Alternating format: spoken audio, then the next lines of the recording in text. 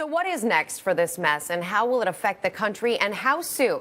Joining us from Washington is John Dickerson, CBS News political director. And here in our studio is Kai Ryssdal, the host and senior editor of Marketplace on American Public Media Radio. It's nice to have both of you with us. Good morning. Good morning. So Major brought this up in his report, Kai, that it's really a matter of how real they become and how people feel them. And one of the questions this morning a lot of people around here are asking is, why didn't we see a bigger impact on the stock market when we learned there's no deal on the table?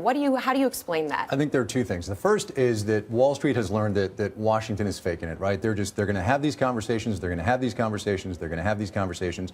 And if Wall Street freaked out every time that Congress decided not to do something, we'd all be in a big mess. The other one is that corporate America is doing pretty well, right? I mean, profits are up. The Dow is up. Life is pretty good. And so right now, and we'll talk about this in a couple of minutes, I'm sure, right now there's no immediate impact on the economy. It's going to take a little while.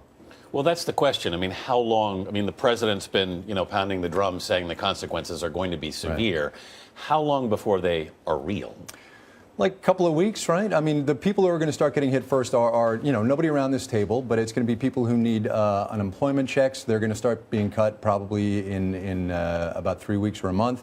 We're going to start seeing things like meat inspections not happening. I mean, you guys have all heard those things happening. It's not going to happen right away. It's going to be slow, incremental. It's going to be a squeeze, and then eventually everybody's going to go, oh, wait, this actually is real. John, are those the types of things? I mean, we heard from Major's reporting, Republicans are digging their heels in on the tax hikes, and Democrats are saying absolutely not. There will be that as part of this deal. When do they actually come together? Is it when the consumer starts to, for example, not have the meat in the grocery store that they'd like to see?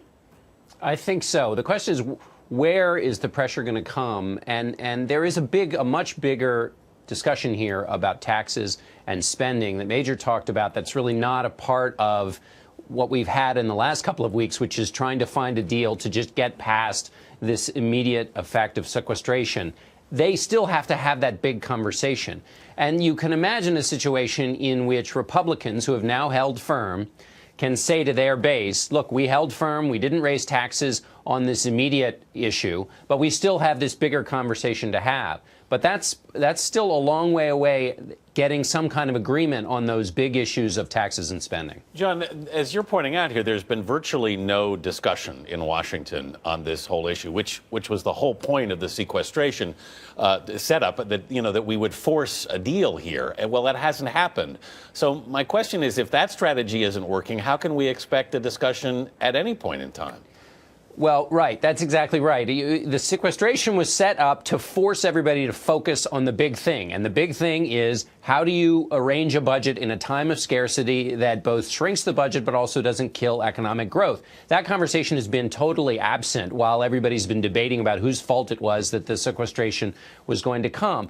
But that debate has to finally at some point happen. And there are other choke points coming. There's the funding of the government, the entire funding of the government that comes at the end of March. And then we have another debt ceiling fight. And those are going to be pressure moments that are even more serious than this one. As Kai said, the people have been kind of recognizing there's a wolf crying issue here with Washington. They're always having a kind of a freak out, and that it's not as dire as everyone says. But those future debates about funding government entirely and also the debt limit, those are more dire economic consequences associated with those fights. And then, of course, at the heart of this whole conversation is the deficit and the question of how to reduce it. Right. And the idea behind these cuts was to force Congress's hand on deficit reduction, and yet you're not actually getting deficit reduction out of them. I think it's important to realize that the deficit has been shrinking the last number of years, right? It's lower now than it was a year ago, and it's lower than 2 years ago. So that's, we're going to get some of that out of this, but the way we're doing this is going to wind up being more expensive in the long run. That's the great fallacy of this whole thing. John Dickerson and Kai Ryssdal, great stuff. Thanks, guys. Appreciate you joining us.